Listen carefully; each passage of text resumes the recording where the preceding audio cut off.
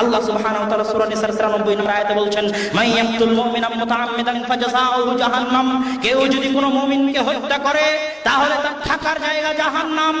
এতটুকু বলাই যথেষ্ট ছিল আল্লাহর জন্য যে কেউ যদি কোনো মুমিনকে হত্যা করে তার থাকার জায়গা জাহান্নাম, কারো থাকার জায়গা জাহান্নাম হওয়াই যথেষ্ট ছিল।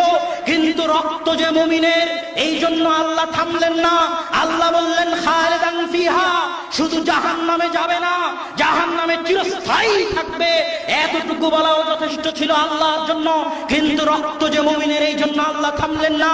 আল্লাহ বললেন গাযিবাল্লাহু আলাইহি, আল্লাহ তার উপর রাগান্বিত। কারো উপর আল্লাহর রাগান্বিত হওয়াটাই যথেষ্ট ছিল। কিন্তু রক্ত যে মুমিনের, এই জন্য আল্লাহ থামলেন না। আল্লাহ বললেন লানাহু, আল্লাহর অভিশাপ তার উপর বর্ষিত হোক। কারো উপর আল্লাহর অভিশাপ বর্ষিত হওয়া যথেষ্ট ছিল। কিন্তু রক্ত যে মুমিনের, এই জন্য আল্লাহ থামলেন না। আল্লাহ বললেন ওয়া'আদাল্লাহু লাহু আযাবান আযীমা, আল্লাহ তার জন্য কঠিন ও ভয়াবহ শাস্তি প্রস্তুত করে রেখেছেন শুধু একজন মুমিনকে হত্যা করার জন্য। আল্লাহ এতগুলো বিষয় বললেন। এক, জাহান্নামে যাবে। দুই, চিরস্থায়ী জাহান্নামে থাকবে। তিন, আল্লাহ তার উপর রাগান্বিত। চার, আল্লাহর অভিশাপ তার উপর বর্ষিত হবে। পাঁচ, তার জন্য আল্লাহ কঠিন শাস্তি প্রস্তুত করে রেখেছে। কেন?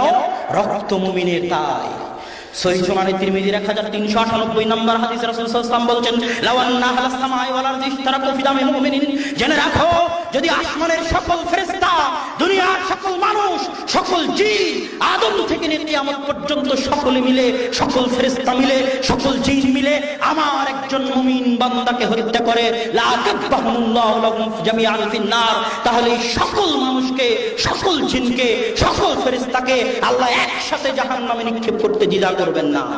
রক্ত মুমিনের। তাই আর এক হাদিসে রাসূল সাল্লাল্লাহু আলাইহি ওয়াসাল্লাম বলছেন, লা যাওয়ারুদ দুনিয়া আও লাহদামুল কাবা আহওয়ানু ইনদাল্লাহি মিন দামি মুমিনিন, আল্লাহ সুবহানাহু ওয়া তাআলার নিকটে কাবা ঘরের চাইতেও, সারা দুনিয়ার চাইতেও একজন মুমিনের দাম বেশি।